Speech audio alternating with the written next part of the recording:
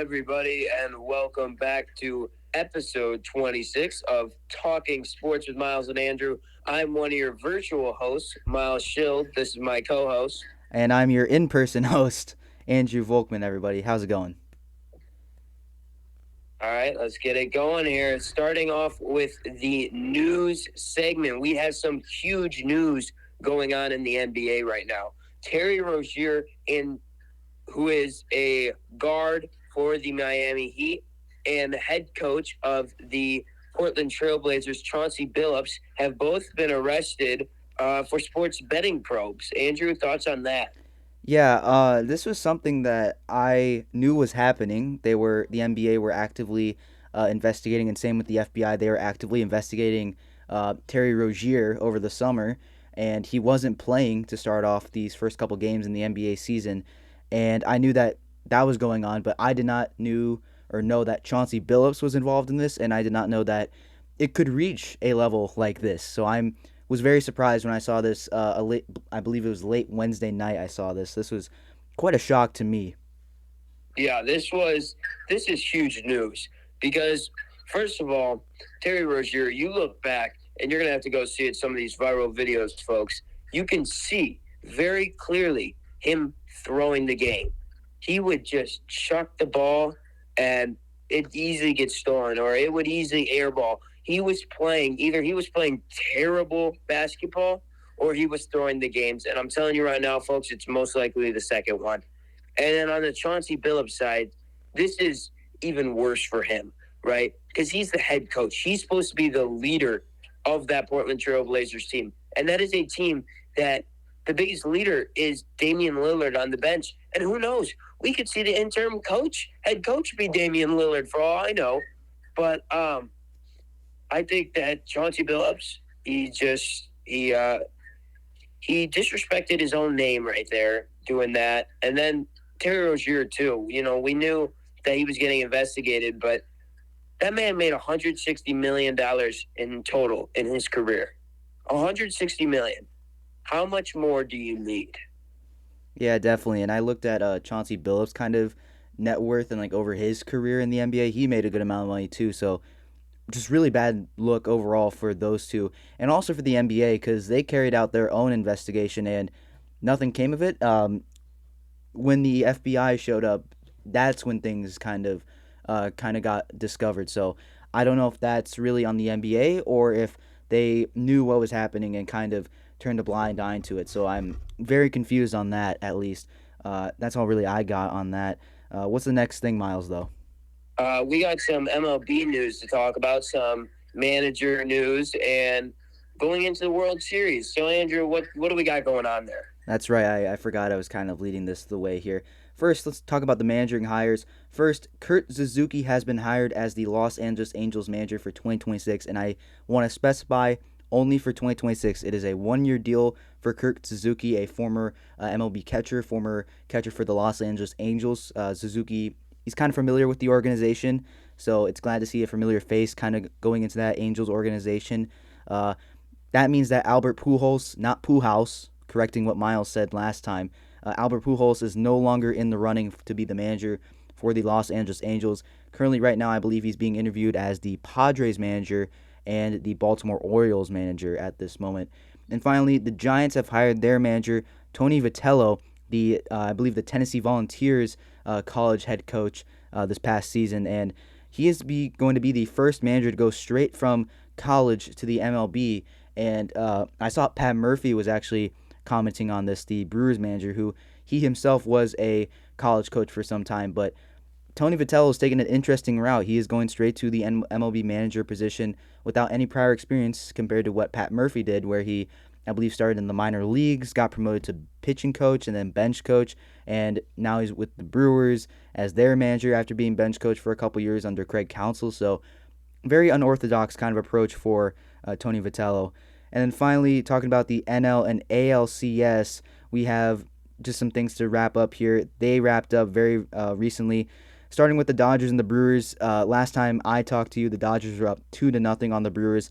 Long story short, the Dodgers pitching was able to shut down the Brewers, and the Dodgers would sweep the Brewers 4-0. As for the Mariners and the Blue Jays, the Mariners had a 2-0 lead over the Blue Jays. How about this? The Mariners going into Toronto would actually lose lose 3 games out of the next couple games and would end up losing to the Blue Jays. The Blue Jays pushing it all the way to a Game 7, and the Mariners in that Game 7 had the lead heading into the bottom of the 7th, 3-1. But then George Springer came up in the clutch with a clutch 3-run home run to send the I almost said the Astros. I think Springer's still on the Astros. Send the Blue Jays to the World Series, and this is going to be one heck of a World Series. Blue Jays and Dodgers. This is going to be very interesting. Miles, any thoughts on anything I mentioned? Manager hires, what do you got? Well, congrats to Tony Vitello. You got to respect what that guy's done. Tennessee's obviously been such a good baseball school over the years under him. So I'm excited to see where that goes, especially when you're giving him such a powerful team like Willie Adames, Rafi Devers, and you got Koo or whatever his name is. Jung-Hoo Lee. Jung-Hoo Lee, yeah, same thing. But you got a Giants team that has some potential, and I am very excited to see what Tony Vitello can do with that. Albert Pujols, very excited to see where he goes, because obviously he was a staple of the league for so many years, and he's gonna be a big one. Definitely, biggest fish. I know you may have some thoughts on the Dodgers and Brewers series because we're Brewers fans, so I kind of want to hear what you have to think briefly on that series. I'm not. I don't want to complain about things being unfair, but I have in the past on this episode, I've kind of preached that I don't like that there is no salary cap, and there are pluses and minuses to it, and at this point, you can't put a cap on teams anymore. It's too late. But this series disappointed me because it showed who has the money, who's able to pay, and you saw just the pitching rotation, right? Those pitchers who were able to shut down the Brewers. It's because all those guys could go somewhere else and be number one pitchers on a different team. And then you got Shohei Ohtani, arguably the best player in baseball. And then you got guys like Freddie Freeman, who was a staple on a different team, he's just another player on the Dodgers. That's how good they are. So, yeah, I'm a little upset. But I think this was a lopsided matchup coming into this. This was a David versus Goliath. But, Goliath had 10 times more power than usual. Yeah. And Goliath had the money there. And honestly, I don't think the Blue Jays will be able to keep up with the Dodgers. Even I could see the Dodgers sweeping the Blue Jays. Oh. I could see the Brewers beating the Mariners or the Blue Jays, but going into that, Brewers had no shot. And it's sad to say because who knows if we'll ever be in this position again. But we'll see. Yeah, I agree. And this presents the problem that the Brewers need to fix, and that is the lack of power in their lineup. So that will be something that needs to be addressed. I believe Matt Arnold, the GM of the Brewers, actually got promoted today to be the president of baseball operations. I believe that was announced today. I haven't seen an official statement on that, but that's something I heard through the grapevine of the Milwaukee Brewers rumors. And I think that will be it for the MLB side of things. We move on now to college football, and what do you have for that, Miles? Well, at this point, when you think of college football, maybe a few months ago when you think of college football, you would have thought of Arch Manning, right? You would have thought Arch Manning, he's going to be the guy. He's going to be, big timer. Everyone's going to want him. Everyone's going to tank for him. Well, he's been nothing this year. The team and the player that we have been talking about is Indiana and their quarterback, Fernando Mendoza. He's been phenomenal. Kurt Cignetti, who is the head coach, just got a mega deal to stay there. And Indiana has been the best it's ever been. And I'm extremely, extremely excited for this Indiana team, who is currently ranked number 2 in all of college football. Now, Fernando Mendoza, he has 1,755 yards, 21 touchdowns, and only 2 interceptions. The man is balling out.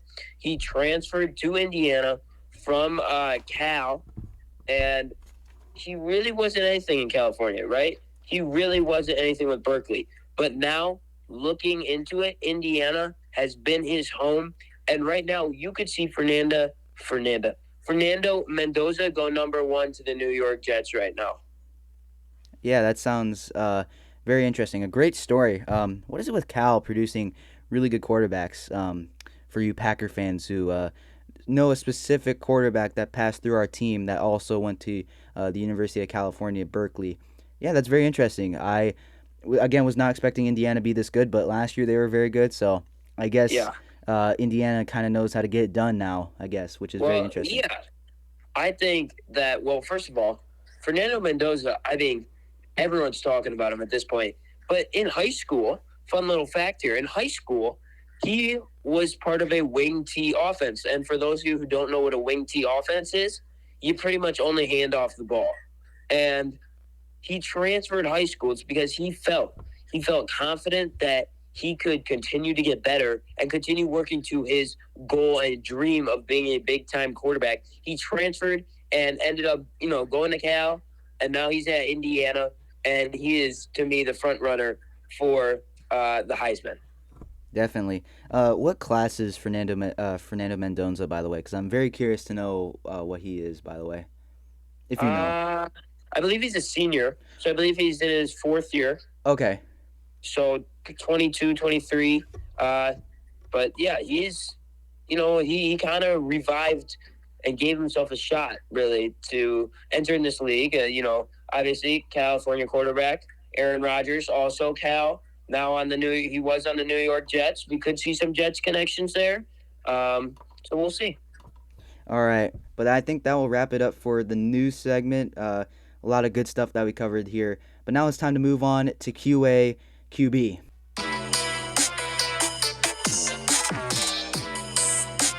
And on today's return of the QA QB segment for Talkin Sports, we have, who is it, Miles?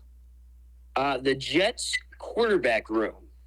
All right. So that includes Justin Fields and Tyrod Taylor. And recently, Justin Fields has been having a rough time of it. I mean, that O-line for the Jets, not very good. He got sacked like 9 times in one of his recent games. He got benched midway through a game, and Tyrod Taylor got put in. So things have been not going good for Justin Fields and the Jets overall in Aaron Glen's first season as head coach of the Jets. So, Miles, I'm going to hand the mic over to you because I know you're a big Justin Fields fan. So what do you have to say about the Jets quarterback room? Well, first of all, Woody Johnson, the owner of the Jets, who honestly, in my opinion, is one of the worst owners in the league. And he pretty much he put Justin Fields on blast, which is something you don't do to a quarterback, not a 26-year-old quarterback who you're giving a chance. And honestly, these are his stats: 845 yards, 4 touchdowns, 0 interceptions. Yeah, he's not throwing it touchdowns, but he's not throwing interceptions either. Because you look at Tyrod Taylor, he's got 379 yards, 3 touchdowns, 3 interceptions, and he's 7 years older than Justin Fields. And I think that, Woody Johnson pretty much saying Justin Fields isn't the starter. Tyrod Taylor is going to be the starter. Listen, you got to respect Tyrod Taylor. I like Tyrod Taylor. But does Tyrod Taylor really give you a better chance to win football games than Justin Fields? I don't think so. I really do not think so. And I think Justin Fields, he's not playing terrible football. He's not playing great football. I'll say that. But look at his team, right? Breece Hall hasn't scored a touchdown. No touchdowns for Breece Hall. Obviously, that's an issue, right? You got a defense where you got some stars and then you got nobody, right? You got an offensive line that's just a bunch of failed first-round picks. You got Garrett Wilson, who's dealing with on and off injuries here, and only Garrett Wilson to pass to because you didn't decide to bring back Devontae Adams. You put Justin Fields in a spot to fail. You knew it. You knew that you had a Hall of Fame quarterback with Aaron Rodgers, and he couldn't do anything. What made you think a 26-year-old quarterback who has been an unproven starter in this league could change that? without giving him anything different than Mason Taylor, which, again, big fan of Mason Taylor, by the way, but I just do not understand what's going on. The other thing, you fire Robert Saleh. He's a great coach. Really, I do believe that he's a great coach, and I do believe he could get a job, maybe with the Titans, maybe with the Dolphins, right? But you brought in another defensive coach. You brought in Aaron Glenn. Yes, Aaron Glenn was probably one of the most sought-out coaches or coordinators coming in to this season. But if you're going to bring in another defensive guy, how is that supposed to help Justin Fields? I mean, bring in Ben Johnson. Look at what he's doing for Caleb Williams out there. And trust me, I think Justin Fields is sort of in the same tier as Caleb Williams. So I think all around, this QB room is not as bad as people think. You can never get a quarterback to survive in New York. It is one of the biggest quarterback graveyards there. Rodgers, what could he do there? Nothing. He couldn't do anything there. You saw Sam Darnold. Look at that man now. Sam Darnold's putting up an MVP caliber season again for the second year in a row. And guess what? It's not with the Jets. You need to stay away from the Jets if you are a quarterback. Poor Justin Fields, because who knows what his career will hold after this. But I just think Justin Fields should be the starter. You just ride it out with him. You trade everyone. You trade Breece Hall. You trade maybe even somebody like Sauce Gardner, right? Or Justin Fields. Trade him if you really don't believe in him. But I just think just go with Justin Fields at this point. Go with Justin Fields. Interesting. In my opinion, I think that with Justin Fields being in year 5 now, we haven't seen a lot out of him. We've seen flashes, but it's been 4 years of flashes and really no consistent performance out of Justin Fields at this point. So I mean, look at him. He started off with the Bears. And that team, again, a terrible offensive line. No weapons whatsoever. Then you go to the Steelers, right? And he plays good. He's got a good offensive line. He has a little bit of weaponry. And then he gets benched. And that is all we got to see of Justin Fields on a decent team. Now you put him with the Jets, and on paper, the Jets just aren't as bad as they are. Aren't as bad as the record is saying. Yes, maybe they're right under a 500 team, but I don't think they're 0-7. I really do not. I think a team like the Dolphins should be 0-7, right? But I think it's disappointing for Justin Fields that it has gone the way it's gone. But you look at it, the Jets made no big moves. They made nothing. They even rejected the trade that would have sent Micah Parsons to the Jets. So I don't really know what the Jets are doing at this point. Woody Johnson's got to figure it out. And if I'm Justin Fields, honestly, I should be hoping to leave the New York Jets and go. If I'm Justin Fields, I'm going to a team like the Vikings, like the 49ers. I want a good coach like that. Because look at Daniel Jones, Sam Darnold, Mac Jones. All these guys are having career revivals and have had career revivals with these coaches. So I think Justin Fields should honestly already be looking to the next chapter in his NFL career. Yeah, I will say. And I think right now, at this current point, I'm going to end this kind of segment on this because I feel like if we go too long, it's going to be boring. I think Justin Fields at this current point is a replaceable quarterback that may not be a starter at this point. And I'm not going to say that he's going to be that for the rest of his career, but I think he could potentially move to another team and really shine somewhere else and revive his career. But right now, I'm not going to say that Justin Fields is the guy for the Jets. I don't think he's the guy for any team. But I can be wrong, and I'm willing to accept that he might develop and turn his career around. But at this point, Justin Fields ain't doing it for me. He's not a good quarterback. That entire 2021 class, besides Trevor Lawrence, may just not be very good. And maybe Mac Jones. Maybe. But yeah, that's my thoughts on the Justin Fields and QA/QB. But I think that's going to wrap up the QA/QB segment. Now let's go ahead and move on to our Week 7 NFL recap. And it's going to work very similar to how they've all gone. I'm going to list off the games. Miles is going to bring up any stats if he does. And we'll keep moving on until we get through all the games. We had a couple teams on bye this week, but the Packers returned to action, so this was a happy week for me. So let's go ahead and get into it. Miles, you ready? Give me a second, and I will be. All right. And now back to our program.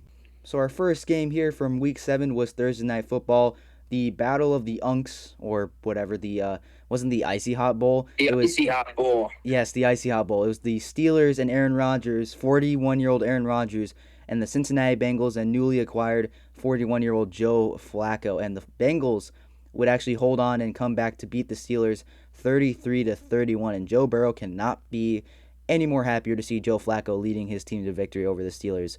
Miles, you got anything?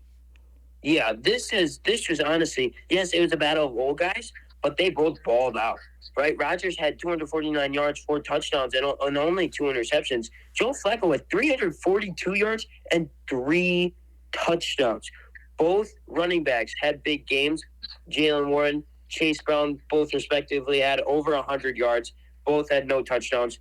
Pat Fryermuth had 5 receptions, 111 yards, and 2 touchdowns. He had that big breakout game that they've been hoping he would have. Jamar Chase, again, continuing domination, 6 receptions, 161 yards, and a touchdown.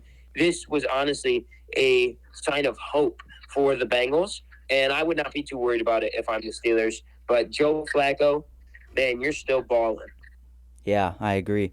Moving on, we have the Rams versus the Jaguars in Jacksonville. The Rams would handle business, 35-7 victory over the Jaguars. Not a good game to watch if you're a Jaguars fan. Miles? Well, Travis Hunter had that breakout offensive game. 8 receptions, 101 yards, and his first NFL career touchdown, which happened to be the only touchdown the Jacksonville Jaguars scored. Oof. Matthew Stafford, on the other end, had 5 touchdowns. Oof. 5. Yeah. And only 182 yards. They were giving it up here. They were big time giving it up. And the Jaguars, they're a wild card team at this point. You don't know if they're good and you don't know if they're bad. They're just like the Falcons. They're just like the Panthers. They're kind of hanging on the edge. Interesting. Jaguars and Rams not making it easy for the rest of the league to decide who's good and who's bad.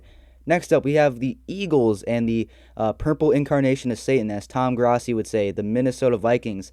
And the Eagles and Jalen Hurts would hold on to win 28-22 in Carson Wentz's revenge game. Miles, anything? Well, Carson Wentz just looked poor, and all around that Vikings team did not look great. But Jalen Hurts had a big breakout game, 326 yards, 3 touchdowns. Great game from Jalen Hurts. Devontae Smith was really his big target there with 183 yards and a touchdown. Saquon just cannot get anything going. 44 yards on 18 carries. That's it. So you got to respect the Vikings defense, but dang, Saquon's got to step it up. Yeah, definitely. I also saw some highlights. Carson Wentz looked like he was in a good amount of pain during that game. So you got 2 banged-up quarterbacks if you're the Vikings with J.J. McCarthy and Carson Wentz. So not very good. Next up, we have the New England Patriots taking on the Tennessee Titans. The Patriots would handle business against the Titans 31-13. Miles? Drake May is having a phenomenal sophomore season.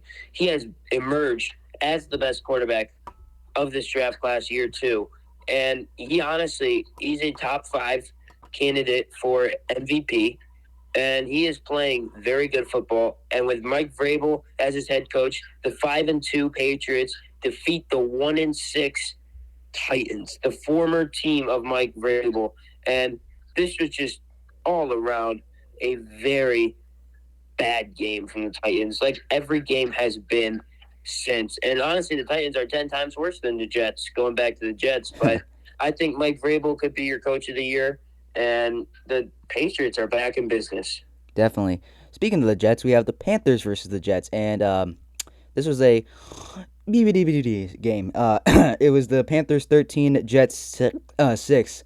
Excuse me there. So, Miles, I'm guessing you don't really have anything on this game besides Fields, and we kind of talked all about the Jets before. Yeah, you bench Fields and then you put Tyrod Taylor in, and all he does is throw 2 interceptions. So the Jets got to figure it out. Yeah, definitely. Moving on, another bit of a snooze fest. We have the Browns versus the Dolphins, and not a good game for Dolphins fans. 31-6, the Browns get the victory in Cleveland. Miles, anything? Tua has back-to-back 3 interception games. You have to be questioning what his future is with that Dolphins team.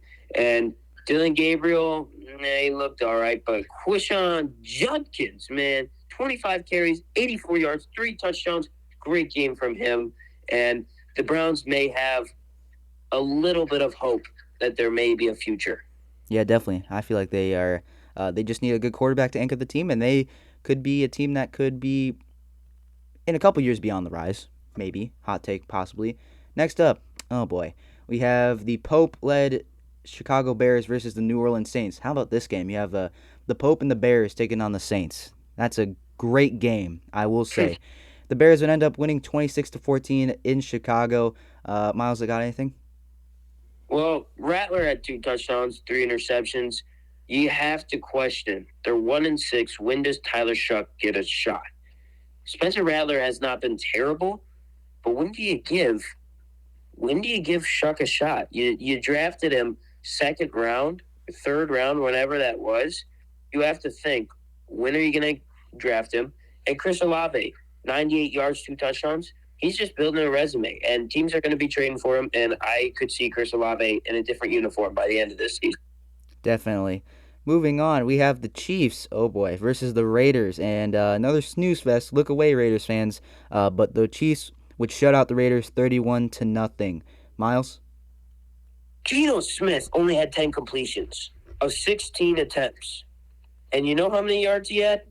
How many? 67. Nice. Yep.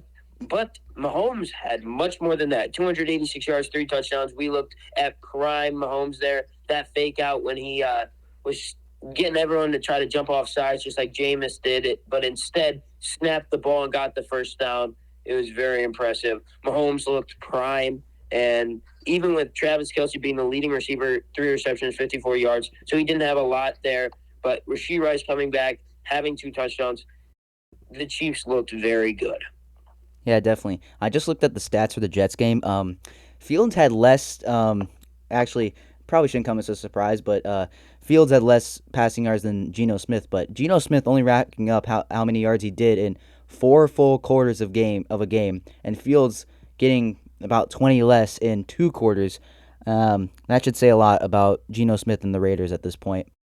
Moving on, we got the Colts versus the Chargers in LA. The Colts remain the best team in football, taking down the Chargers in LA 38-24.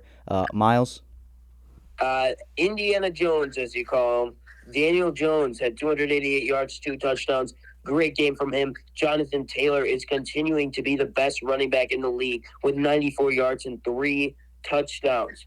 The Colts upsetting the Chargers. And I don't even know if you can call it an upset anymore because the Colts have become a powerhouse team, a team that I projected to be the second worst team in the league at the beginning of the year. Oof. But you have to give it up to the Colts because they're playing great football. Now, Justin Herbert had 420 yards, 3 touchdowns, 2 interceptions. He led the team in rushing yards, 31 with only 31 yards. With Omarion Hampton and Najee Harris both being out, they're missing that run game. But the tight end, Gadsden, the second, what's his name? Oronde Gadsden, the second. He had 7 receptions, 164 yards, and a touchdown. Actually, the first week, I believe I picked him up. And he's been a shocking add-on to this Chargers team. Yeah, definitely. When I saw you picked him up and I looked at like who I was facing you in fantasy, I was like, wait, who's this guy? Oh shoot, he's actually really good. I'm cooked. So that's what I thought when I saw that you had picked him up from the waivers. I don't even know how to say his name, so I'm not even gonna attempt it. Moving on, we have a crazy game. We have the Broncos versus the Giants, and the Broncos would end up winning 33-32 with an incredible comeback in the fourth quarter. Miles, what do you got on this? Because this was crazy. The Giants. I'm a big fan of them. But they gave up 33 points in the fourth quarter. 33. And this was huge because Jackson Dart, my boy, he balled. 15 completions of 33 attempts, 283 yards, 3 touchdowns, and only 1 interception. The boy balled. The boy is the future. He is him Dart. Timothy Dart. That is his name, and I'm very excited. Actually, I have a little short, spicy situation about him, but we'll save that for later. You got to respect Bo Nix and being able to lead them to that comeback, but it's just really disappointing. And then also, side note, the NFL fined head coach Brian Dable and rookie Cam Scatterboot for violating concussion protocol with Jackson Dart. So there was some interference there, so that's just a fun little side note. Well, not fun, but a side note on the Giants. Interesting. I did not hear about that, so thank you for relaying that information, Miles. This is what we're all about on this show. Moving on, we have the Packers versus the Cardinals in Arizona, and the Packers would come back to beat the Cardinals 27-23, marking another game that the Cardinals lose with one score. Miles? Yeah, this game was actually kind of scary as a Packer fan because of Jacoby Brissett being able to throw the ball as well as he did. Jacoby Brissett had 279 yards and 2 touchdowns. He looked like a very good football player. Luckily, we have a guy named Josh Jacobs who had 2 touchdowns. Jordan Love had a touchdown, but only 179 yards. We got lucky because Trey McBride, he had 2 touchdowns. Big game for him. Great. He's on my fantasy team. But this is, again, another ugly win for the Green Bay Packers, and that seems like what every game has been. But Micah Parsons, 3 sacks, big game for him. Love to see it. Yeah, definitely. Another couple notes because I watched this game. Lucas Haversick, the kicker, the replacement kicker for the Packers, filling in for Brandon McManus, clinched a franchise record 61-yard field goal for Lucas Haversick. So shout out to Haversick. And as well, I believe Josh Jacobs is also playing on a quad injury, and him being able to score 2 touchdowns is very impressive, to say the least. Another thing, the Packers might be the 27, what's the right word for it? The 27 Colt, because in every game we've won, we've scored 27 points. I'm just saying. And Brett Favre, Aaron Rodgers have all won a Super Bowl when they're 27. And guess how old Jordan Love is? He's going to be turning 27, isn't he? Yep. I think that's all needs to be said. It's our year. Green Bay Packers, it's our year. Is that the Shield Spicy situation right there? Absolutely not. My Shield Spicy situation is on Jackson Dart. All right, we'll save that for the end. Moving on, we have the Cowboys versus Commanders, and the Cowboys would handle business, doubling the score of the Commanders, 44-22. I know Jaden Daniels got banged up in this game. I'm sad because he's on my fantasy team. Editor, if you can, play some sad music. Okay, you're not going to? Sweet. Okay, Miles, what do you got? Well, disappointed from the Commanders and what year 2 for Jaden Daniels has been so far. But he didn't have Terry McLaurin or Deebo Samuel, so you can excuse that. Prescott had 3 touchdowns. Javonte Williams had a touchdown over 100 yards. CeeDee Lamb had a touchdown over 100 yards in his return. The Cowboys played very good football. Yeah, and Dak in his first year back after that injury, looking like an MVP candidate right out the gate. Next up, we have the Falcons versus the 49ers on Sunday Night Football, and the 49ers, somehow they're able to do it. They won 20-10 the year me and Miles were both born. How about that? Over the Falcons on Sunday Night Football. Miles, any thoughts? Yeah, this game, Penix played good football. 241 yards and a touchdown. Bijan had nothing but 40 yards. So, I mean, you got to respect what Penix is doing. He's looked pretty good. Mac Jones had an okay game, but this was really Christian McCaffrey's game. 24 carries, 129 yards, 2 touchdowns. They just kept feeding him the ball, and the Falcons' D could not stop him. He also led the team in receiving yards with 7 receptions, 72 yards. This was a pretty good game from the 49ers. Yeah, definitely. And Mac Jones is going to be back out there on Sunday because Brock Purdy was ruled out once again with Ricky Pearsall. So the 49ers going to have to roll out Mac Jones once again. Moving on, we have the Buccaneers versus the Lions, and the Lions in Ford Field on Monday night handled the Buccaneers 24-9, and the Buccaneers tough luck. I mean, Mike Evans going out for the year now with a broken collarbone and a concussion, and you already have that banged up wide receiver core of Agbuka being out in this game, or like being limited, I should say. He was still playing, and Chris Godwin still recovering from his injury. It's just a tough time to be a Tampa Bay Buccaneers fan. Miles? Nothing much except for Gibbs had 2 touchdowns and had a very, very good game. Definitely. And Hutchinson also had a pretty good game, too, I'm pretty sure when I looked at the stats. And finally, the other Monday Night Football game, we have the Seahawks versus the Texans. And the Seahawks in Seattle would hang on to win 27-19, even though their Mariners lost in Game 7. Miles? Well, I'm going to say it right now. Sam Darnold, Jackson Smith, and Jigba this year have been the best quarterback wide receiver duo in the league. And right under them is Matthew Stafford, Puka Nacua. But Sam Darnold, Jackson Smith, and Jigba have been so good together. And both of them, honestly, are Offensive Player of the Year candidates. Yeah, definitely. They've been very good. Just can Kenneth Walker get the ball, get a touchdown, please? That's all I'm asking for. But now it's time to move on to the final little segment before we wrap up here and Miles has to leave. We have Shield Spicy Situations. Now it's time for Shield Spicy Situation. All right. My Shield Spicy Situation is Jackson Dart. All right? And you may be asking yourself, well, what about Jackson Dart? Let me tell you. I believe Jackson Dart is the best quarterback coming out of the 2025 NFL Draft. He will be, he is right now, and he will continue to be. That is beating the number 1 overall pick, Cam Wardo. That is beating guys like Dylan Gabriel, Tyler Shuck. You got Shedeur Sanders. You got all those guys. I am saying Jackson Dart will be the best. I will also say that Jackson Dart will eventually lead the New York Giants to a Super Bowl. Not only that, I also believe through his whole career, he will win an MVP. He will become the face of the league. And by the time Patrick Mahomes is out, Jackson Dart will be the new face of the NFL. All right. Yeah, kind of similar to what you were talking about with Jackson Dart leading up to the draft, or after he got drafted, I should say. But with that, I think that's all we got to cover today. We want to thank you for watching. Quick little update. I moved all my Talking NASCAR content from the main YouTube channel of Talking Sports with Miles and Andrew over to a second channel. It will be Talkin with an apostrophe NASCAR W Andrew Volkman on YouTube. So go check that out. I got all my episodes on there. So go check it out if you haven't. Miles, any closing thoughts? No, thanks for tuning in. Definitely. But with that, I'm Andrew. And I'm Miles. Thank you for listening. See you guys. Bye.